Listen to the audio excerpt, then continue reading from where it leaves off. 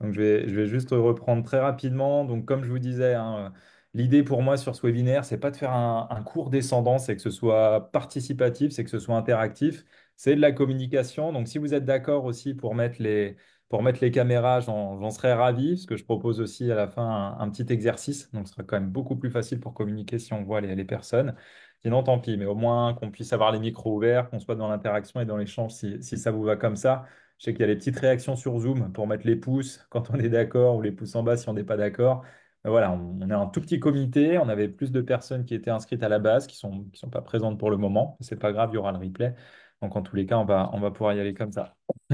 Donc comme je disais, ce que j'aimerais avant de commencer, parce que l'écoute active, ça veut dire beaucoup de choses et je pense qu'on y met un petit peu, c'est un mot fourre-tout dans lequel on dit oui, il faut faire de l'écoute active, il faut faire de l'écoute bienveillante, mais on va voir que il y a des règles et il y a des techniques qui permettent de faire ça. Mais avant de vous donner tout ça, moi j'aimerais savoir déjà, est-ce que vous avez déjà eu cette impression de répéter peut-être 100 fois les mêmes choses et tout en ayant l'impression que ça bouge pas, que les personnes comprennent pas?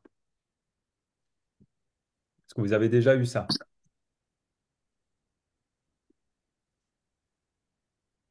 Ouais, non, vous pouvez me mettre dans le chat, hein, Véronique, Claire, ça vous est déjà arrivé?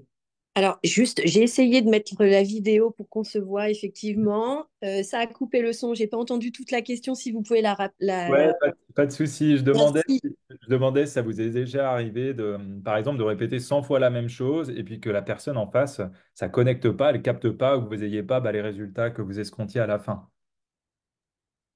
Alors, oui, pleinement. Ça arrive très régulièrement et j'ai l'exemple devant moi avec un mail envoyé ce matin à un salarié pour lui écrire en rouge gras, lui écrire finalement qu'il ne respecte toujours pas la consigne. On ne sait pas pourquoi il ne respecte pas cette consigne. Par passer par du disciplinaire ou de la consigne écrite, ce qui devient assez ridicule, je vous avoue ne pas comprendre pourquoi Ouais. notre salarié s'entête à vouloir répondre au client en direct pendant qu'il a une interdiction de le faire et par son responsable et par notre donneur d'ordre. Voilà. Donc, en tous les cas, ouais, ben, c'est un constat qu'on retrouve dans beaucoup d'endroits, hein, dans beaucoup d'entreprises et même, on va dire, dans la sphère familiale. On a l'impression que des fois, il y a des personnes, quand on parle, ça rentre par une oreille, ça ressort par une autre et qu'ils en font un petit peu qu'à leur tête. On a aussi des fois, je pense, on l'a tous vécu, hein, cette impression où on n'arrive pas à entretenir une bonne relation, on a l'impression que le courant, il passe pas. Il y en a avec qui on a l'impression de les connaître depuis toujours. Il y a des personnes avec qui on a un petit peu de mal à connecter, on a l'impression que ça veut pas y aller. Et on va voir que tout ça, la communication, elle joue un rôle important, qu'on est conscient ou pas conscient de ce qu'on fait. Il y a un point très important qu'on va pouvoir résoudre avec l'écoute active. Alors, déjà, on va juste passer très rapidement par plusieurs constats, hein, le premier constat, c'est déjà qu'on ne peut pas ne pas communiquer. Tout est communication. Tout ce que l'on fait, même sans le savoir, c'est de la communication. Quand on ne parle pas, on communique. Les silences qu'on va utiliser sont un moyen de communication. Les gestes qu'on va faire, les expressions faciales, notre posture, la réponse qu'on va donner ou l'absence de réponse qu'on va donner est aussi une forme de communication. Donc là, si on reprend l'exemple de votre salarié, visiblement, sa manière de réagir est une forme aussi de communication et la manière de ne pas entendre est une forme de communication.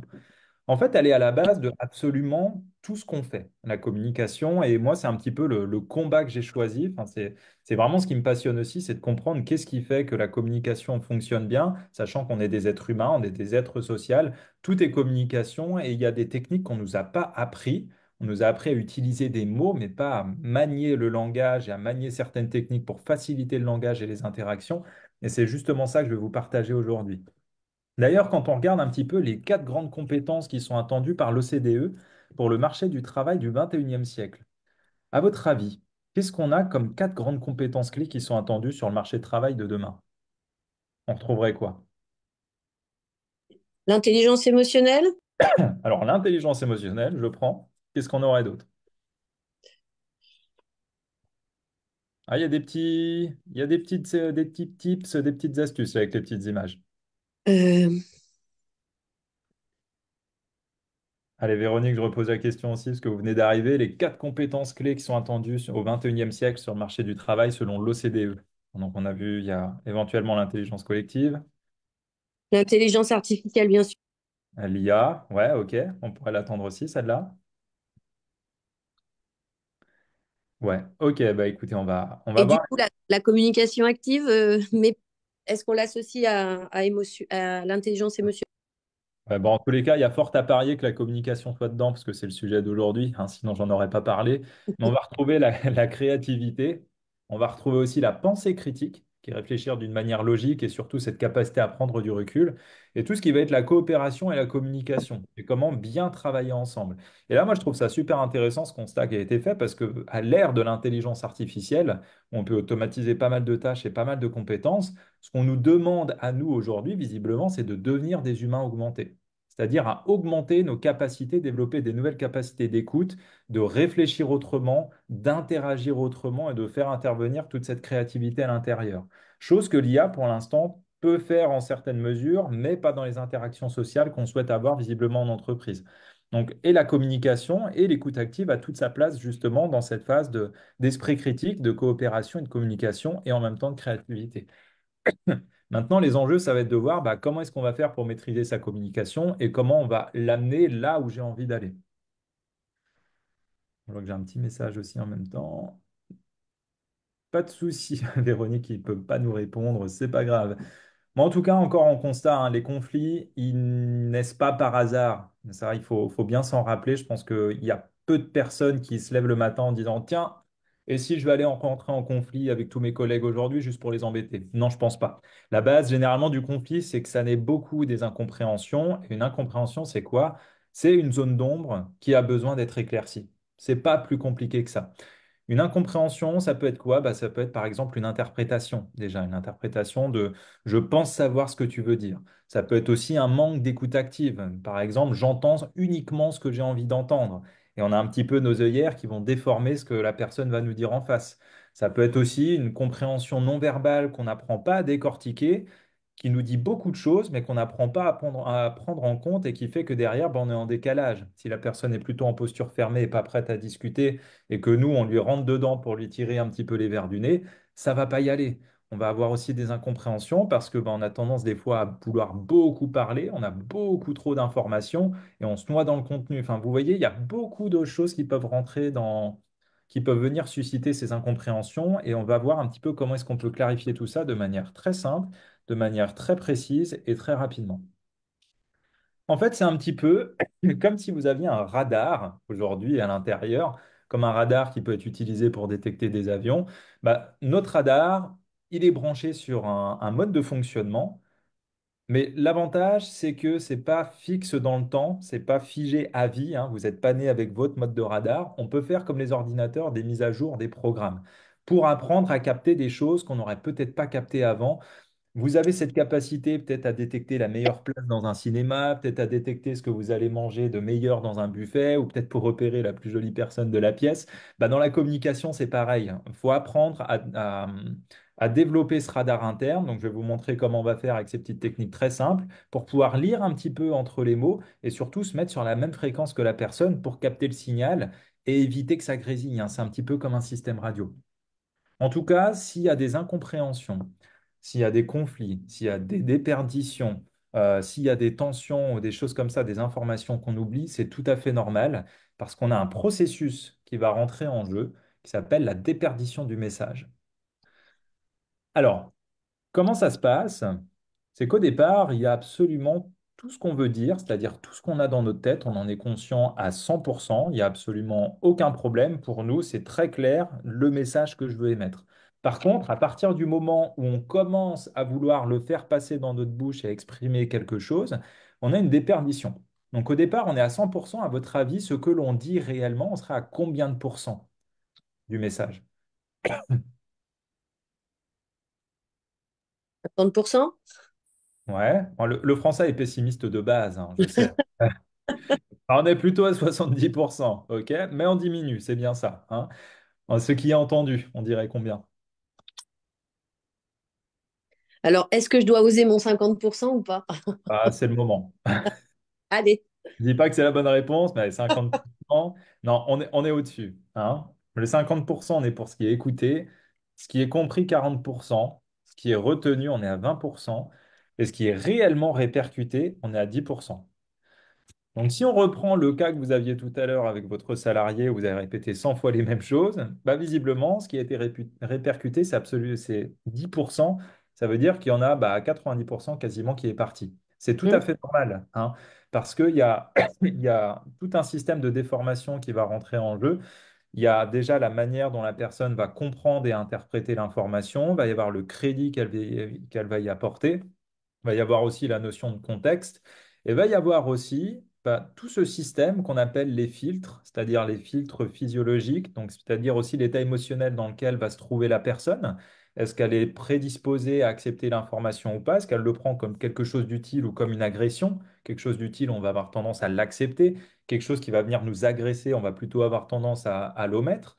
Il va y avoir aussi les filtres culturels qui peuvent déformer tout ça, les filtres sociologiques, c'est-à-dire mon éducation, c'est-à-dire l'environnement dans lequel je suis, les relations de travail que je vais avoir avec les personnes de mon entourage ou les supérieurs hiérarchiques. Tout ça, ça va venir déformer le message et ce qui fait que chacun perçoit la réalité ou le message ou l'information à sa propre manière. Et ça, je pense que c'est quelque chose qui est très important à prendre en compte, que la personne, elle fait du mieux qu'elle peut à chaque instant, en général. Il y a toujours une intention positive derrière ce qu'elle fait, même si des fois c'est plutôt pas mal caché. C'est un petit peu comme si on a tous nos casques de réalité virtuelle. On vit tous dans le même environnement, on est tous dans la même pièce. Par contre, on a des manières de percevoir qui sont radicalement différentes. Du coup, vous comprenez que dans l'écoute active, on va y venir, il y a une notion de posture qui va être très importante. C'est-à-dire de comment est-ce que je me positionne moi déjà en tant que donc personne qui va écouter, qui va interagir avec l'autre, quel doit être mon état d'esprit pour comprendre ce qui se passe dans le casque de réalité virtuelle de la personne. Comment je vais devoir me comporter, qu'est-ce que je dois me dire à moi-même, hein, parce qu'il y a la première communication qui va rentrer en jeu déjà, ça va être de vous par rapport à vous-même dans quel état d'esprit j'arrive pour pouvoir comprendre l'autre. D'accord? Moi, il y a une petite image que j'aime bien, qui est toute simple, mais qui résume plutôt pas mal tout ce qui a été dit jusqu'à maintenant, hein. Poser un chiffre par terre, le 6, selon d'où on se positionne. Une personne va voir un 6, une personne va voir un 9. Tout dépend des profils de personnalité qu'on a en face. Tout dépend des filtres sociaux qu'on a en face. Tout dépend des points de vue qu'on a en face. Mais chaque personne estime que son point de vue est légitime et c'est ça qui va être à prendre en compte. D'accord? Bon, en tout cas, les problèmes de communication aujourd'hui, hein, on ne va pas se le cacher, c'est plutôt souffrant. Personne n'aime être dans des situations de friction, d'engueulade ou d'incompréhension. Et dans une boîte, ça fait mal, hein. Moi, c'est ce que j'appelle généralement le caillou dans la chaussure. Imaginez faire de la randonnée avec un caillou dans la godasse. C'est déjà pas agréable, mais quand on en a plusieurs, ça fait mal. Donc pour une entreprise, enfin, il y a pas mal de choses qui peuvent se passer, hein, des échanges voilà, qui sont plutôt tendus et incompris entre les personnes. Donc ça va venir alourdir l'ambiance de travail, ça va générer des tensions, ça va peut-être aussi générer de la perte de temps. Et le temps, on sait que c'est quelque chose qui est très précieux, c'est de l'argent, ça va être des erreurs, des arrêts de travail, peut-être des personnes qui vont simplement décider de partir, hein, une fuite des talents. Il peut y avoir de la démotivation quand on ne se sent pas considéré, quand on se sent ignoré ou qu'on a l'impression que tout ce qu'on dit n'a absolument aucune valeur avec derrière, on comprend peut-être des sentiments d'impuissance qui vont se mettre en place face aux objectifs qui vont être peut-être mal compris, mal communiqués. Et ce manque de reconnaissance, ce manque de considération, c'est quelque chose qui est très prédominant dans une communication qui n'est pas efficace et qui est quelque chose de très puissant dans le sens négatif du terme, parce que ça vient toucher à la non-reconnaissance, vient toucher à notre identité. Et quand on vient toucher à notre identité, quand elle commence à s'effriter de plus en plus, les conséquences, souvent, c'est qu'on arrive au craquage et qu'on arrive au burn-out. Vous savez, c'est un petit peu quand on dit tu es comme ça. Moi, j'appelle ça le tu qui tue. C'est comme si on tirait à balles réelles sur la personne. On ne juge pas des faits, on juge la personne. Et on le fait beaucoup de fois, malheureusement, dans une communication qu'on maîtrise pas trop. Et au bout d'un moment, on arrive à des conséquences comme ça. Donc après, voilà, il y a encore pas mal de conséquences, hein, tout ce qui est répéter 100 fois les mêmes choses, on l'a déjà vu. La méfiance qui va se mettre dans les relations, peut-être l'épuisement aussi, qui va commencer à s'installer quand on rentre sans cesse dans un conflit ou dans une guerre de tranchées avec les personnes. Tout ce qui va être l'épuisement et la boule au ventre aussi, parce on va avoir du mal à se contenir. Enfin, vous comprenez bien que derrière, c'est du temps de perdu, c'est des tensions, c'est des collaborateurs qui vont s'en aller, des arrêts de travail, des pertes de talent, des retards, de l'argent, enfin, tout un tas de conséquences qu'on n'a pas envie de vivre. Et derrière, qu'est-ce qu'on peut espérer avec l'écoute active? Et c'est ça vraiment qu'on souhaite avoir, nous, en tant que professionnels, dans le monde de l'entreprise ou en dehors. Bah, on va aller chercher à diminuer toutes ces incompréhensions qui créent des frictions, toutes ces cailloux dans la chaussure, qui vont venir justement bah, nous apporter beaucoup plus de confiance pour bâtir des bonnes relations beaucoup plus solides avec les personnes. On va aller chercher justement à lever tous ces points de friction, tous ces points de blocage dans la discussion pour apporter beaucoup plus de fluidité et puis surtout se concentrer sur des avancées concrètes dans les échanges. On va chercher aussi à avoir moins de détours dans les conversations pour plus d'efficacité, pour gagner du temps et puis surtout être focus sur uniquement les informations qui sont importantes. Parce que quand on regarde bien dans une communication, il y a seulement 10% du contenu qui est vraiment intéressant. Le reste, c'est ce que j'appelle du blabla mental. Ça va être de la fioriture, d'accord? C'est tout ce qui va venir donner un petit peu de consistance à ce que la personne dit. Et il y a une différence entre le blabla dans lequel on peut se noyer, on peut se perdre et qui est sujet à confusion et ce qui est plutôt la structure de sa pensée, hein. Imaginez par exemple un plan d'architecte. Vous voyez le bâtiment qui est bien fini avec toute la déco, tout ça. Et si vous voulez vous intéresser à comment il tient debout, vous allez regarder uniquement les plans avec les structures principales. C'est ça qui va nous intéresser dans le langage, dans la communication. La structure a beaucoup plus de valeur que le contenu. Et avec l'écoute active, on va apprendre justement à aller valider cette structure-là. Bon, encore une fois, hein, vous avez compris, ça va être moins de frustration, plus de sérénité, et puis moins de tensions inutiles et surtout des meilleures collaborations et de meilleures considérations. Bon, derrière, on retrouve l'effet inverse, hein, ça va être de gagner du temps, conserver ses talents, une plus grande collaboration, des économies, plus de sécurité, de sérénité, et surtout, on va mettre les ressources au bon endroit. Alors, moi, j'ai une petite question à vous poser, parce qu'on parle souvent de se dire, voilà, ce qu'il faut faire pour bien réussir une bonne échange ou une bonne communication, mais moi, j'aime bien partir du chemin inverse, et c'est de se dire, et si je devais être totalement planté ma communication, mon échange avec l'autre à 100%, qu'est-ce que je devrais faire? Et là, je suis sûr que vous avez beaucoup d'idées. Allez, comment on ferait ça? Véronique, vous pouvez écrire dans le chat, Claire, vous pouvez répondre directement. Qu'est-ce qu'on devrait faire pour absolument faire échouer sa relation à coup sûr?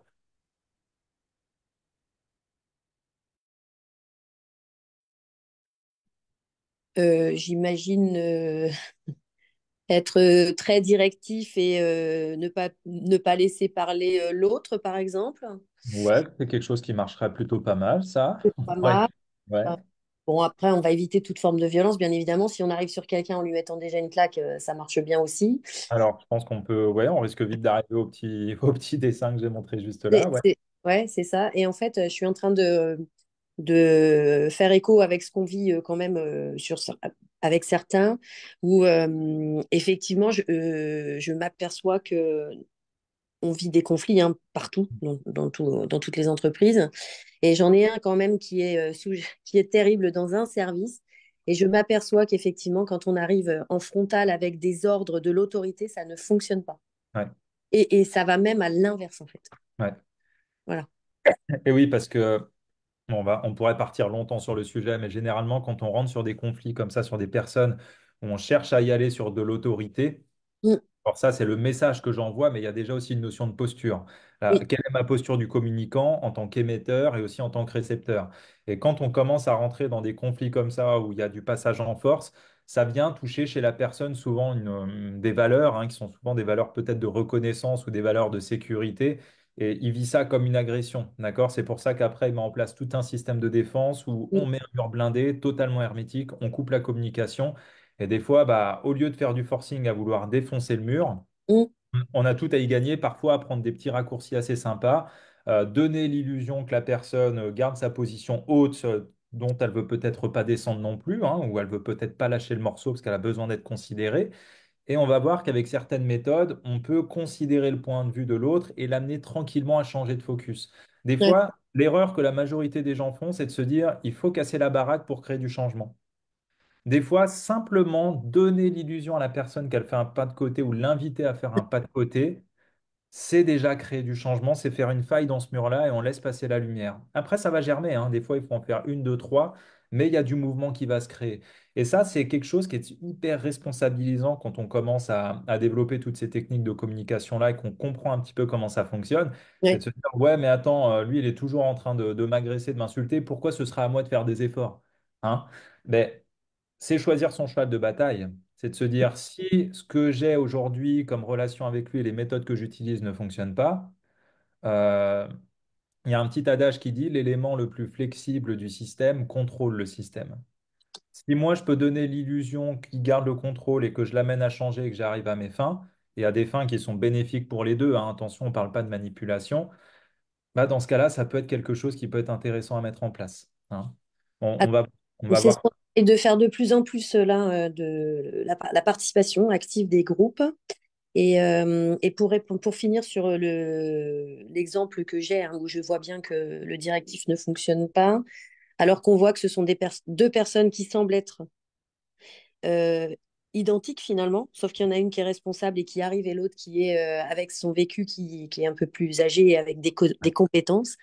Eh bien, c'est toute une partie de réunion et de machin pour que tout le monde se dise crève l'abcès et ainsi de suite. Et puis finalement, là, ça y est, c'est reparti. Donc, on a simplement expliqué qu'ils étaient sur le même rail. Ils n'avaient juste pas enclenché Alors la. après, ouais, c'est ça. Et puis c'est ce qu'on voit aussi après. Ce sera d'autres sujets, hein, mais c'est ce que j'enseigne notamment dans mes formations. C'est que là, je vais montrer quelques petites techniques flash, vraiment pour pouvoir mettre le pied à l'étrier. Ouais. Après, ce qu'il faut garder en considération, c'est que l'être humain est complexe. Et ce que je partage là, hein, c'est pas une solution miracle à Oui, tout, mais il faut garder en considération que l'être humain, il est complexe. Il y a la notion d'environnement qui va jouer sur sa manière de réagir. Est-ce qu'il est dans un environnement, ils se sont agressés? Dans ce cas-là, bah, quand on est agressé, qu'est-ce qu'on fait? Soit on fuit, soit on se fige, soit on aboie et puis on rentre dans le conflit. Est-ce que la personne aussi, dans son profil de personnalité, elle a besoin plutôt d'explications visuelles parce qu'elle est visuelle? Est-ce qu'elle a besoin plutôt qu'on lui répète les choses? Est-ce qu'elle a besoin peut-être qu'on l'implique émotionnellement dedans? Est-ce qu'elle est plutôt à éviter les problèmes ou à trouver des solutions? Enfin, après, il y a pas mal de programmes, en fait, hein, parce qu'on est tous programmés comme des ordinateurs, qui vont définir un petit peu la manière dont on peut approcher la personne. Typiquement, une personne qui est visuelle et puis qui va éviter les conflits, enfin qui va éviter les problèmes, bah, déjà pour transmettre le message, on pourrait donner une petite astuce de lui écrire sur un petit post-it ou envoyer un mail, où cette personne-là, on va pas lui dire, il faut absolument qu'on arrive à ce point-là parce que c'est important pour nous. On va lui dire simplement, peut-être, ce qui est important, c'est d'éviter tel et tel et tel problème, tu comprends? Parce que c'est c'est ça. son référentiel, et ça, c'est de la communication, hein. Oui, oui, c'est ça. Mais Tout à oui. fait. Et on trouve au fur et à mesure, mais ça prend des proportions qui sont quand même très difficiles et alors qu'on accompagne nous sur les services RH. Finalement, on accompagne beaucoup de situations comme ça. Et on n'est pas forcément toujours emprunt, hein. Il y a des fois, on n'a pas très envie. Mais depuis quelque temps, moi, je mets en place, dès que quelqu'un vient se plaindre de quelqu'un d'autre, en fait, je les fais parler Ouais, devant moi, hein, en fait. Et je leur demande de se mettre à la place de l'autre pour voir comment ils réceptionneraient le message. ouais, C'est la chose que je sache faire aujourd'hui et ouais. qui fonctionne quand même. Ouais, alors c'est une très bonne initiative. Et puis après, voilà, il y a d'autres méthodes de gestion de conflit, par exemple, que je transmets qui peuvent être aussi intéressantes dans ces cas-là. Et ce qu'il faut se rappeler aussi, hein, c'est il y a ce côté responsabilisant, mais il y a une part qui nous appartient. Parce que Mm, moi, je pars du principe que pour être en conflit, déjà, il faut être deux. Et avant mm. d'être en conflit avec l'autre, on est déjà en conflit avec soi-même. Donc, d'où l'importance aussi de bien gérer comment on communique à soi, comment on traite ses émotions et ses états internes. Après, partir du principe qu'aussi, bah, si la personne en face ne veut pas changer, bah, aller faire bouger une vache ou un âne qui n'a pas envie d'avancer, Oui, hein. oui, tout à Bah, fait. c'est exactement la même chose pour nous. Des fois, c'est d'accepter aussi les propres limites et puis bah, après de reposer le cadre quand il y a besoin de poser le cadre. Mais en tous les cas, du coup, si on devait faire échouer une relation, une communication, on l'a vu, il y a plein de moyens, hein. Ça va être par exemple de donner son interprétation, ce qu'on a Mm, souvent envie de faire, d'interrompre constamment, pas accorder de signes d'attention, changer trop vite de sujet et puis perdre la personne, montrer des signes de distraction, pas prêter attention à elle, répondre à côté de la plaque, la critiquer. Enfin, il y a pas mal de choses qui peuvent rentrer en compte. ouais. En tous les cas, vraiment, ce que je vous demande vraiment de garder à l'idée, c'est cette petite image que j'ai appelée la balance communicationnelle. Bon, le terme n'existe pas, mais c'est vraiment pour vous donner une idée. C'est de se dire, qu'est-ce que je mets dans la balance dans ma communication et surtout d'en être conscient. La communication, c'est pas juste émettre des sons, ça c'est parler, hein. Communiquer, c'est vraiment faire attention à quelle est ma posture, qu'est-ce que j'émets et qu'est-ce que j'obtiens en face. Donc c'est de se dire aujourd'hui, si je suis conscient que je mets des interprétations, demande d'écoute active, si je suis stressé, si j'ai des mauvaises émotions, si je donne trop d'informations ou pas assez, s'il y a des écarts dans les priorités entre lui et moi, si j'ai pas assez de confiance, d'ouverture dans ma posture et dans ce que j'émets, bah, qu'est-ce que je reçois en face? Bah, pas forcément les bonnes choses et ça va être déséquilibré. Donc, si je veux recevoir davantage, il va falloir que je laisse partir certaines de ces choses-là et que je rajoute autre chose à la place. En tous les cas, si vous deviez retenir quelque chose, c'est ça. C'est que communiquer, c'est rentrer en résonance avec l'autre. C'est vraiment aller dans cette notion de je vais chercher à le comprendre. Donc ça implique aussi une notion de posture, ça implique pour vous de pensée stratégique, c'est-à-dire stratégique par rapport à moi, comment je me positionne, comment j'arrive dans la communication, avec quelle énergie et dans quel environnement, et qu'est-ce que je souhaite atteindre derrière. Est-ce que je me arrive en position de réaction et s'il me rentre dedans, boum, je vais démarrer au quart de tour, je vais être en conflit, ou est-ce que je vais chercher à débloquer la situation et dans ce cas-là, à peut-être adopter une autre posture, une nouvelle manière de penser et pas utiliser les mêmes techniques qui ne fonctionnent pas d'habitude. Alors, quelle définition on va donner de l'écoute active? Bah, une toute simple qui pourrait être de bien comprendre pour s'adapter à l'autre. Ça, c'est une définition que je donne. Une définition un petit peu plus complète, ce serait que c'est une technique de communication qui consiste à porter une attention complète à son interlocuteur pour bien comprendre ses paroles, ses émotions et ses intentions. Vous avez compris que la notion d'intelligence humaine émotionnelle, elle est dedans. L'intelligence du langage, et on va avoir aussi tout ce qui va être l'intelligence du langage non verbal, de la gestuelle, de la posture, des intentions, toutes ces choses-là. Et cela implique non seulement, du coup, d'écouter les mots prononcés, mais aussi d'observer tout ce qui va être le langage non verbal et ce que la personne nous montre, mais aussi de pouvoir poser des questions qui vont être plutôt des questions clarificatrices pour s'assurer qu'on ait bien compris le message. Donc il y a vraiment une notion de posture, d'observation, d'écoute, de comment je capte l'info, et ensuite comment est-ce que je vais valider pour sécuriser, s'assurer qu'on est bien sur la même longueur d'onde. Et j'aime beaucoup cette image, moi, que je donne de la radio en général, c'est de vous dire, tiens, mon interlocuteur qui est agressif en face de moi là, c'est quoi son modèle radio? C'est un modèle des années 70, 80, 90, il met du disco, il met de la techno, il met du rap, il met de quoi? Comment il s'exprime? C'est quoi les mots qu'il utilise? Est-ce qu'il m'envoie de l'agressivité? Est-ce qu'il m'envoie certains mots qui reviennent tout le temps? Et l'idée, c'est de pouvoir me dire, pardon, moi, voilà mon modèle radio, je capte à peu près sa fréquence. Je vais faire en sorte de pouvoir me mettre sur la même longueur d'onde et à partir de là, d'éviter tous les petits grésillements qu'on peut avoir comme on est dans la voiture et qu'on capte plus la radio. On n'entend plus très bien ce qui se passe, on essaye d'interpréter, etc. Et c'est là où on commence à perdre un petit peu pied, où il y a des conflits qui commencent à naître. Donc vraiment, l'écoute active, ça va être avant tout une notion d'état d'esprit. Donc un état d'esprit, ça va être quoi? Ça va être d'être ouvert et disponible à l'échange. Si on se dit, je vais arriver dans un conflit, il y a fort à parier que vous allez rentrer en conflit parce que c'est des choses qu'on sent. Moi, j'aime bien cette notion de ressenti. Vous savez, on n'en parle pas assez, je trouve, dans les formations de cette notion ressenti. On reste trop sur le technique. Moi, je considère qu'on est des êtres humains, on est fait d'émotions, il y a des énergies qui circulent. Un petit peu quand il y a une personne qui est énervée qui rentre dans la pièce, vous savez, des fois, il y a des personnes qui, quand elles sont énervées, on le sait. Elles rentrent dans la pièce et il y a cette chape de plomb qui s'installe un petit peu partout là. Dans la communication, il y a des choses qui se dégagent comme ça qu'on peut capter. Quand on sent que la personne ne dit pas quelque chose, ou quand on sent qu'il y a un inconfort, ou qu'il y a un point de blocage, qu'il y a quelque chose qui n'est pas dit. C'est des choses qu'on peut déceler, ça. Donc vraiment de faire appel à son intelligence émotionnelle. Donc de l'ouverture, de la disponibilité. Ça va être prêt à recevoir de l'autre aussi sans jugement. Donc pour ça, bien sûr, ça implique de faire les choses d'une bonne manière. C'est peut-être se détacher un petit peu du tu qui tue, de se dire la personne n'est pas là pour me juger, mais plutôt de ramener ça sur des faits. De chercher aussi à ne pas imposer son point de vue, mais vraiment être dans l'échange et dans la compréhension et surtout comprendre à la fois ce que veut me dire la personne et aussi comprendre ses ressentis. Donc vous comprenez bien qu'il y a toute une dimension aussi de curiosité qui est bienveillante et surtout quand je dis curiosité, je ne parle pas d'une curiosité, encore une fois, sur le blabla, parce que l'être humain est curieux et on a envie de savoir pourquoi tu vas pas bien et qu'est-ce qu'il t'a dit. Ah oui, c'est vrai que c'est pas sympa, et puis t'en penses quoi, et ça engendrait quoi, blabla. On s'en fout de tout ça. Nous, ce qu'on va être curieux, c'est sur la structure du contenu, c'est-à-dire la structure de son problème.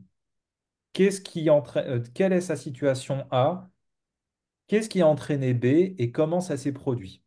Quand on comprend en fait comment fonctionne la machine, qu'est-ce qui est rentré par là et qu'est-ce que ça a produit comme résultat, quand on apprend à décortiquer la machine, on peut se dire, OK, il y a ça, ça, ça qui manque comme information ou qui sont défaillantes, je vais aller questionner ça.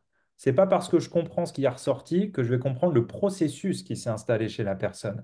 Et c'est là où il y a une vraie différence entre parler et communiquer. C'est justement tout ce qu'on apprend à voir dans les formations, par exemple, de PNL, ou comment rentrer en relation avec l'autre, ou comment utiliser l'art du questionnement stratégique.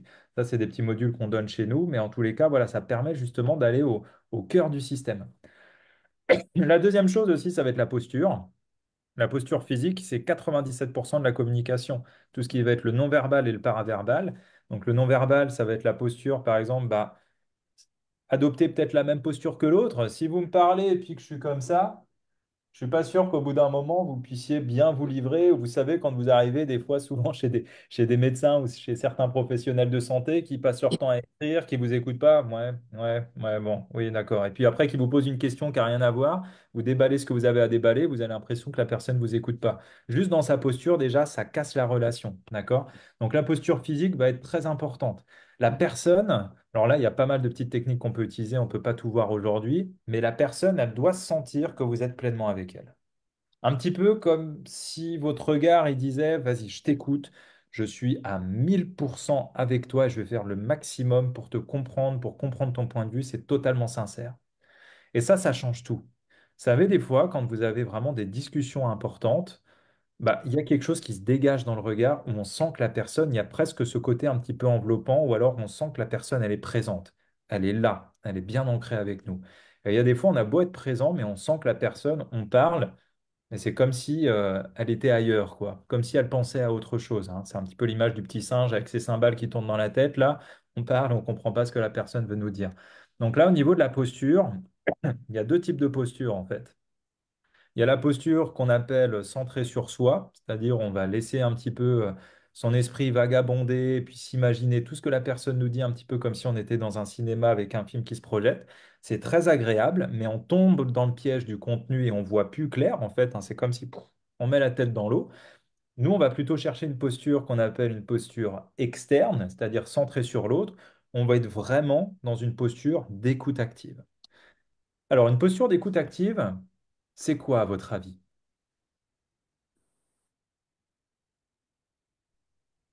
C'est quoi pour vous une posture d'écoute active? C'est quoi les techniques qu'on va utiliser dans l'écoute active? Rien. On fait rien du tout. On attend la réponse, hein. On attend la réponse. Bon, alors je vais pas laisser durer le suspense. J'ai dit que le silence, c'était de la communication. Bon, bah, visiblement, c'était une forme de communication, mais vu que j'ai pas le visuel, je peux pas voir si ça tique ou pas. On va déjà avoir la concentration totale sur l'autre. Donc, c'est ce que je vous disais, hein, c'est mettre de côté vraiment toutes les distractions, tous les jugements, tout le petit blabla que vous pouvez avoir dans votre tête pour vraiment être. C'est comme si on avait un tube qui nous relie à la personne et on est dans cette bulle, on est dans ce tube. Il y a que ça qui compte. D'accord? Il va y avoir aussi tout ce qui va être la reformulation. D'accord? Donc, en fait, reformuler, c'est résumer ou reformuler ce que va nous dire notre interlocuteur pour valider la compréhension. Il n'y a rien de pire qu'une personne qui va reformuler à côté de la plaque ou qui va dire, ah oui, c'est ça que tu penses. Non, c'est pas du tout ce que je t'ai dit. Et pour ça, on a des petites questions toutes simples, hein. Par exemple, vous me parlez, vous m'évoquez un sujet important. Ah oui, donc si j'ai bien compris, ce que tu veux me dire, c'est que quand on appuie sur telle chose, sur telle procédure, ça va enclencher ça chez telle personne. Donc je dois être particulièrement vigilant à ça. C'est bien ça? Oui. Ou alors peut-être ça peut être bah, ce que vous essayez de me dire, si j'ai bien compris, c'est que ça doit se passer comme ça. Oui. Ou si je reformule ce que vous voulez dire, c'est ça. Oui. Super. Non. Ben, dans ce cas-là, est-ce que vous pourriez peut-être me préciser tel ou tel point? Vous voyez, c'est pas des choses qu'on a l'habitude de faire parce que très honnêtement, hein, on a presque l'impression d'être un peu con des fois quand on fait ça. De se dire, attends, si j'ai bien compris ou si je reformule ce que tu me dis, c'est pas quelque chose qui est naturel. Et pourtant, regardez, ça permet de. C'est comme si vous êtes sur un chemin avec la personne, qu'elle vous explique son déroulé, et puis que vous êtes là à dire, attends, je suis encore 100% avec toi, j'ai juste besoin de valider ça pour m'assurer qu'on est bien sur la même longueur d'onde. Regarde, je t'écoute, je suis avec toi, on parle bien de la même chose, maintenant on peut aller plus loin. Et si j'ai des questions à poser, je ne ferai pas d'impair. Et croyez-moi, si vous posez une fois une question à côté de la plaque, que vous ne reformulez pas comme il faut, que vous embarquez sur un sujet qui n'est pas dans le casque de réalité virtuelle de la personne, eh ben ça, mis bout à bout, ça va effriter la relation et ça va déconnecter. Ça va casser la confiance. C'est un petit peu comme si vous êtes connecté avec une prise électrique avec la personne, le courant circule. Plus vous allez faire d'impair, plus vous allez prendre les pieds dans le tapis, plus ça va se déconnecter. D'accord? Donc l'idée, c'est vraiment de pouvoir résumer, pouvoir reformuler. Également, vous avez les questions ouvertes. L'erreur qu'on fait généralement, c'est de poser des questions plutôt fermées. Et quand on a un petit doute ou qu'on veut faire reclarifier par des personnes, Bah, une bonne posture active, c'est de poser des questions ouvertes. Alors, ça peut être quoi? Bah, ça peut être typiquement donner en fait de la place à la personne pour pouvoir s'exprimer et pour pouvoir nous en donner un petit peu plus. Typiquement, bah, comment est-ce que vous voyez, vous, cette situation? Ou qu'est-ce qui vous semble important pour vous? Ou quelles sont pour vous les principales causes du problème? Vraiment, on laisse de la place à la personne pour pouvoir s'exprimer, nous donner du contenu. Et après, par exemple, on peut reformuler. Dans le cadre de votre collaborateur, là, typiquement, qui est en posture agressive, bon, déjà, quand une personne est agressive, la première chose à faire, c'est généralement de reconnaître qu'il y a un mal-être, qu'il y a quelque chose. Mais on pourrait très bien lui demander, à travers une question ouverte, bah voilà, je comprends qu'il y a quelque chose aujourd'hui qui est assez inconfortable pour vous, parce que je vois que vous êtes énervé. Comment est-ce que vous voyez cette situation? Et vous voyez, c'est juste en fait donner une ouverture. Moi, je donne souvent quand même cette image qui est assez bestiale, hein, mais imaginez un chien qui est acculé dans un coin, qui se sent agressé, qu'est-ce qu'il va faire? Il va aboyer. Et s'il ne voit pas d'issue, au bout d'un moment, c'est soit il va aboyer plus fort, soit il va vous courir dans les pattes, soit il va vous mordre.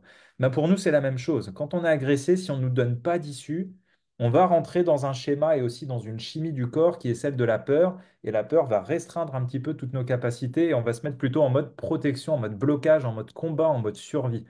La question ouverte, elle va permettre ça, justement ouvrir un petit peu des nouvelles possibilités et par une question, deux questions, trois questions, peut-être des reformulations, de donner plus de place à la personne et de décharger justement cette base émotionnelle qui était peut-être basée sur de l'incompréhension. D'accord? Peut-être qu'il est en conflit aujourd'hui parce qu'il se dit, bah mince, ils m'écoutent toujours pas, quoi. Ils me comprennent toujours pas. Et ça, on l'a tous déjà vécu. D'accord? Donc, c'est des petites astuces très simples, mais qui peuvent être très, très efficaces. On va avoir l'empathie aussi, hein, bah, c'est-à-dire se mettre à la place de l'autre pour comprendre ses émotions, ses perspectives. Alors bah, typiquement, hein, comment se mettre à la place de l'autre? Bah, encore une fois, la reformulation, les questions ouvertes, et puis aussi bah, pardon, se mettre en résonance avec l'autre, et puis aussi bah, peut-être juste reconnaître son émotion. Alors ça, pareil, ça s'apprend, mais de dire simplement, OK, je comprends que ça, tu puisses te sentir clairement heurté et frustré, et peut-être même aussi triste par rapport à cette situation-là. Moi, j'ai vraiment à cœur de comprendre ce qui se passe. Comment est-ce que tu vois, toi, cette situation-là? Mais après, vous voyez, on ouvre des portes et on engage le dialogue. Mais quand il y a une émotion qui est difficile, la première étape, c'est de la reconnaître. Imaginez que demain, vous allez voir un psychologue, vous lui déballez tout votre problème dans votre vie et vous lui dites vraiment, ça va pas du tout, ça va pas bien, et puis que lui dit, bon, faut faire ça, ça, ça, hein. Généralement, on aime bien être écouté, on aime bien se sentir compris, on aime bien être sur la même longueur d'onde, se sentir sur la même longueur d'onde avant de communiquer, d'accord? Et là, ça vient répondre à ce point-là. Et on va aussi avoir tout ce qui est le feedback non verbal. Alors là, tout simplement, c'est quoi? Ben, on revient à cette notion de posture. C'est cette notion de je suis pleinement avec toi, j'ai la même posture, j'ai plutôt une posture ouverte, je suis pas là à te parler puis en étant totalement déconnecté, comme ça, oui, je suis avec toi, hein, t'inquiète pas, je t'écoute, hein. Vraiment avoir une posture d'écoute et d'être présent. Et des fois, il suffit de pas grand-chose. Ça peut être un petit hochement de tête comme ça, ou des fois, oui, de bien, quand on reformule les choses, de reprendre la même gestuelle que lui. C'est pas grand-chose, mais ça montre que vous êtes présent, que vous êtes là avec lui et que vous le comprenez. D'accord? Et un petit geste de tête comme ça, un oui, oui. Mhm. Regardez des personnes qui vont débiner pendant des dizaines de minutes qu'on n'arrive pas à stopper. Au bout d'un moment, le seul réflexe qu'on a pour dire je suis encore avec vous, c'est ouais. Mhm. Ah, d'accord. Ah oui, ok. Mais en attendant, la personne, elle est tellement dans son truc, pour le coup, clairement focus sur elle-même, elle a l'impression que vous l'écoutez. D'accord? Donc ça fonctionne. Donc, ce que je vais vous inviter, vous, à développer, c'est ces deux petits outils en fait qui sont très simples. Moi, ce que j'appelle les oreilles sélectives. Donc, vraiment, l'idée, c'est quoi? C'est de faire le tri, c'est de lire entre les lignes, d'écouter juste les informations qui comptent et surtout de zapper le reste. D'accord? Donc, ça, n'ayez pas peur, et j'insiste bien là-dessus, n'ayez pas peur de couper poliment la personne pour reformuler ou pour poser une question qui va permettre de clarifier. Si vous n'arrivez pas à vous représenter les choses ou si vous voyez que vous vous perdez, stoppez la personne. Dites-lui simplement, attends, enfin, loin de moi vouloir te couper, je veux juste bien comprendre, bien être sûr que je comprends bien la même chose que toi pour pouvoir te suivre derrière. Est-ce que tu pourrais simplement me réexpliquer ce point-là, s'il te plaît? Ou alors, si j'ai bien compris, ce que tu me dis, c'est que c'est telle personne qui travaille avec elle qui a généré tel problème et du coup, ça a engendré ça, ça, ça. C'est pas grand-chose, mais confiance encore qui va être renforcée. D'accord? Et on va avoir aussi le GPS verbal. Donc c'est tout simple, hein, c'est en fait après, à travers votre système de questionnement, c'est de gagner du temps, c'est pouvoir trouver le chemin qui va être le plus clair et éviter tous les détours d'interprétation ou tous les blocages, et de pouvoir ensuite choisir ses mots pour lever toutes les incompréhensions et les interprétations. Donc l'écoute active, elle va permettre ça en fait. Sélectionner les informations que vous allez choisir d'entendre, et ça demande un petit peu d'entraînement, mais vous allez voir que c'est pas du tout la même écoute quand on veut comprendre le contenu, la structure de la personne, enfin de sa façon de penser et rentrer dans le blabla par curiosité. Et derrière, de se dire, bon, quelles questions je vais pouvoir poser par rapport à ce qui me semble essentiel et de ce que j'ai compris pour apprendre le chemin le plus efficace. Et vous allez voir que quand on pose les bonnes questions, ben, on n'a pas du tout les mêmes réponses et pas du tout les mêmes réactions derrière. Si ça bug, généralement, c'est qu'on est au bon endroit. D'accord? Et ça, vous allez pouvoir bien le développer grâce à ces capacités d'écoute active. Alors, simplement, bon voilà, pour les démonstrations, moi j'aurais besoin qu'on puisse mettre les caméras. Là, je comprends que c'est un petit peu compliqué, donc c'est pas grave. De toute façon, on a déjà fait 3 bons quarts d'heure, donc je vais aller rapidement sur la fin pour vous donner ensuite la méthode à suivre et ce que je vous ai prévu comme petite surprise.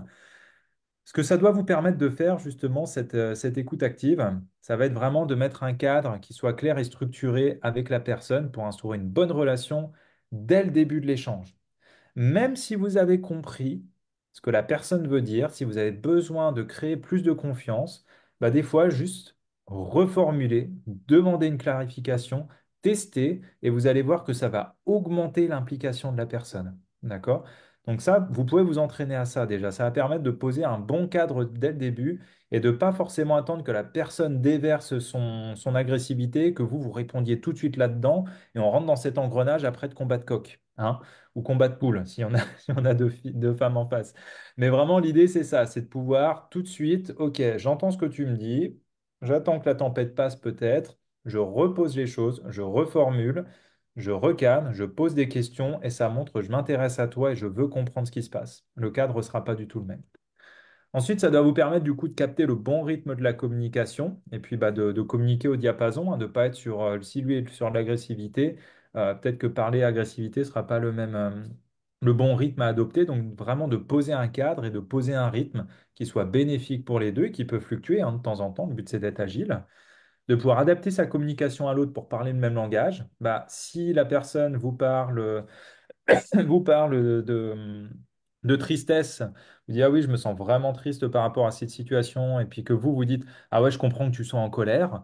Non, dans l'écoute active, on reprend généralement les mots de la personne. Et ça, vous voyez, c'est le piège un petit peu dans lequel on tombe en général, c'est de projeter ce qu'on a dans la tête. C'est de dire, ah oui, donc tu penses ça. Ah oui, bah, il t'agresse. Ah bah, je comprends que franchement, ton collègue, ça doit être un con. Hein. Je comprends que tu aies tous ces problèmes-là dans ton boulot. Hein.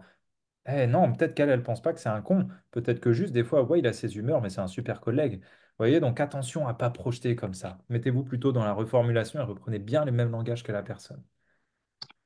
On va aussi pouvoir utiliser les silences. L'erreur qu'on fait en général, quand il y a un silence, on se sent mal à l'aise parce qu'on n'a pas l'habitude et on a tout de suite qu'une envie, c'est de plomber. Pardon, de plomber, pardon. De combler. Donc vraiment, les silences, ils peuvent être utiles. Tournez votre langue 7 fois, 21 fois, 100 fois dans la bouche s'il faut. Quand vous posez la question, des fois, au bout d'un moment, la personne, elle va avoir envie de donner une justification derrière. Donc le silence, c'est aussi de l'écoute active. C'est aussi bah, écouter, prendre le temps d'écouter et pas tout de suite chercher à apporter quelque chose en plus. C'est vraiment capter la communication. Et enfin, bah, l'objectif, ça va être de clarifier, de vérifier toutes les propositions de votre interlocuteur quand nécessaire et désamorcer bah, tout ce qui est les malentendus et éventuellement les conflits avant qu'ils n'arrivent.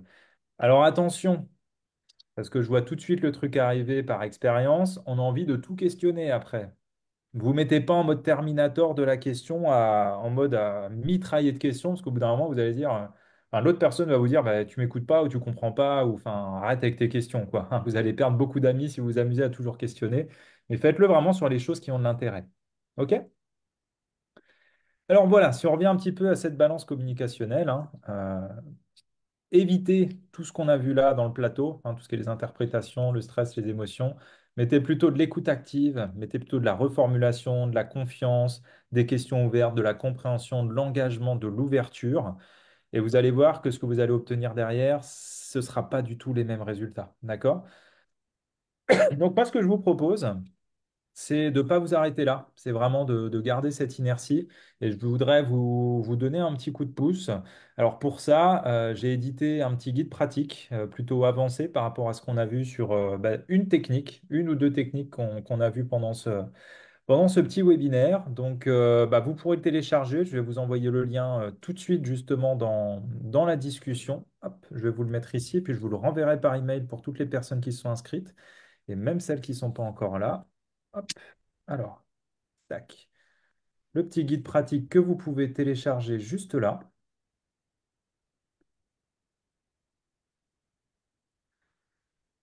OK, hop. Il ne veut pas s'envoyer, forcément.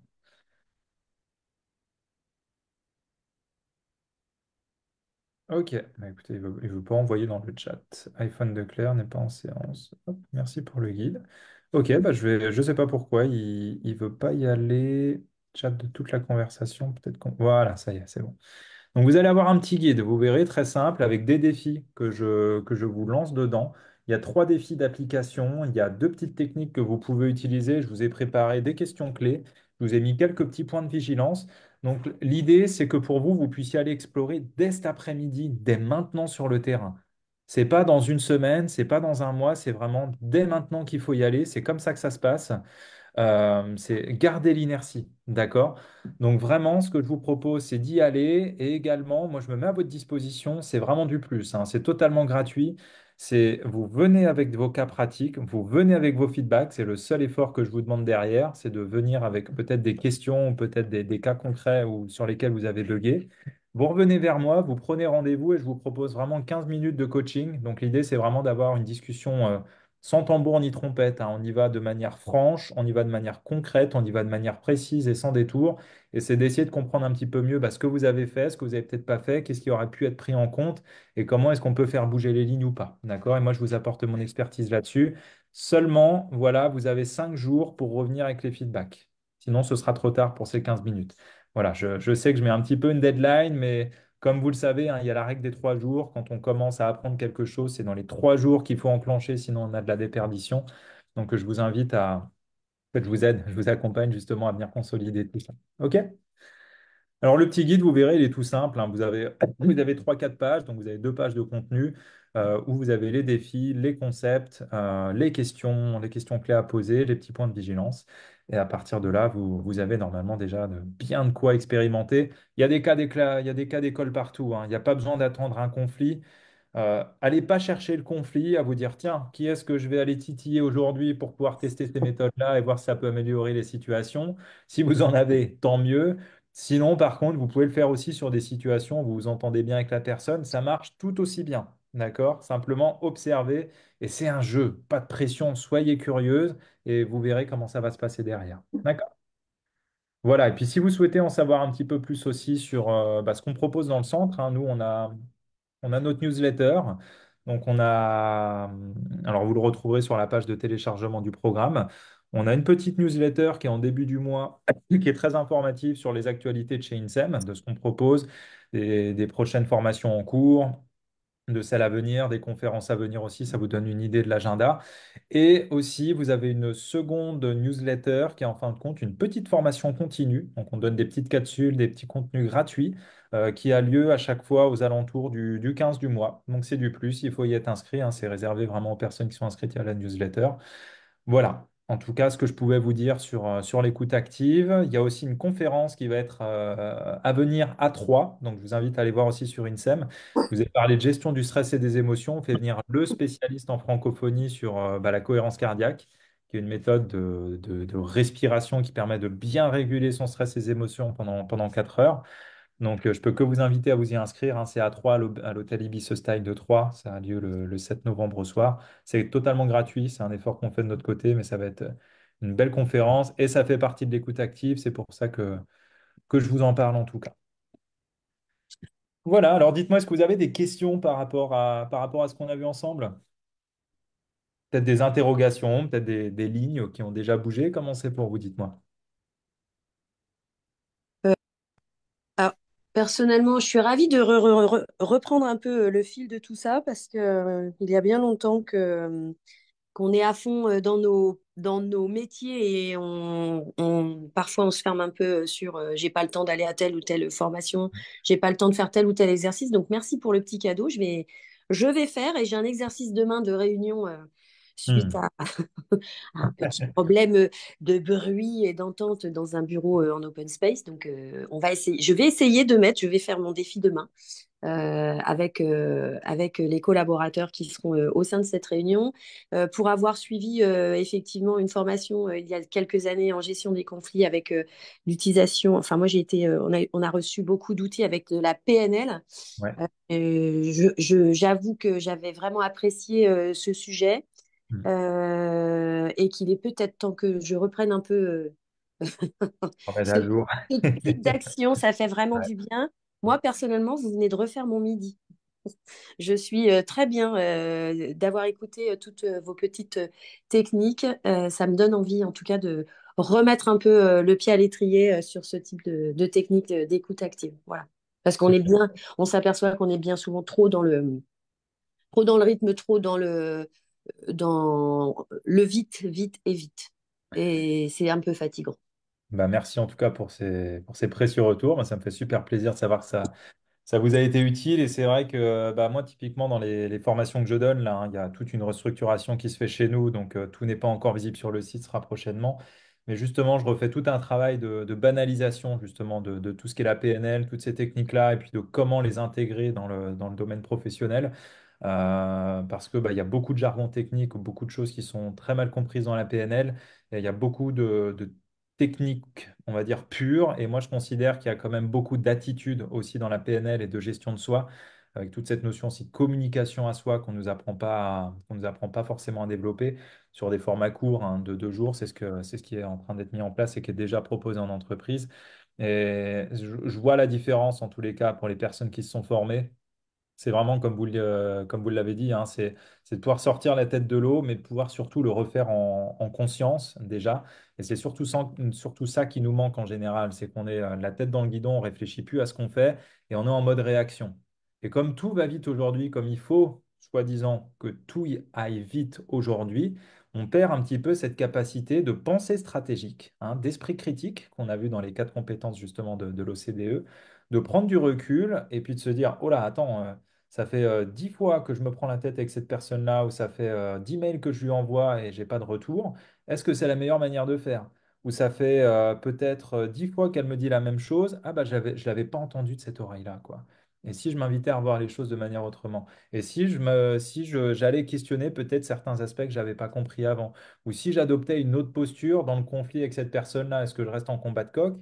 Ou est-ce que je décide peut-être d'influencer la relation autrement? Qu'est-ce que ça pourrait donner? Et là, on a plein de choses, hein, sur comment je vais créer une connexion avec la personne, hein, ce qu'on appelle la synchronisation, comment j'observe un petit peu tout ce qui est le langage non verbal pour transformer les gestes en mots qui vont être compréhensibles, hein, les gestes et les émotions en mots qu'on va pouvoir utiliser de manière stratégique, comment poser les bonnes questions, parce qu'on apprend à décortiquer le langage, et on se rend compte que bah, les gens parlent. Mais il y a beaucoup de pertes, en fait, beaucoup de choses, et c'est normal, c'est la langue française, beaucoup de généralisations, des omissions, hein, des choses qu'on n'entend pas, qui ne sont pas dites, ou des distorsions, parce que bon, on l'a vu, il y a ce casque de réalité virtuelle qui rentre en jeu. Et je pense vraiment que de maîtriser tout ça, c'est très important, parce que on n'est pas juste là à émettre des sons, on a vraiment besoin de comprendre l'autre, et c'est des raccourcis, de prendre ces moments de prise de recul pour se dire, OK, où est-ce que ça se joue? Et quel combat je vais choisir de mener et comment je vais le faire pour gagner du temps, que ce soit plus rapide et que je puisse préserver la relation de la personne avec la personne et obtenir de meilleurs résultats. C'est, Ça demande un effort, je ne vais pas le cacher, hein, parce qu'il faut des fois se sortir soi-même de sa bulle pour se dire, attends, voilà ce qui se passe, voilà comment je veux me comporter, qu'est-ce que je vais faire. Mais par contre, derrière, les résultats, ils sont assez incroyables, quoi. J'en suis convaincue. Ouais. Super. Bah écoutez, bah en tout cas, je vous souhaite un bon après-midi. Ravi que ça ait fait votre midi. Si vous avez des questions, n'hésitez pas à me recontacter, hein. De toute façon, vous avez mon site internet du centre de formation. Vous avez la possibilité du coup de prendre le petit rendez-vous avec moi. Et en tout cas, moi, je me ferai un plaisir d'échanger avec vous. Et puis même, voilà, si vous voulez qu'on discute un petit peu sur ce qui se passe de votre côté, de voir ce qui peut être mis en place. Bon, en tout cas, voilà, je suis totalement ouvert pour qu'on ait une discussion franche là-dessus et puis qu'on échange ensemble sur les pistes qui pourraient être mises en place. D'accord? Parfait. Merci Ah, beaucoup. eh ben, Merci bonne fin de beaucoup. journée à vous. Très belle fin de journée à vous. Au revoir. Merci. À vous.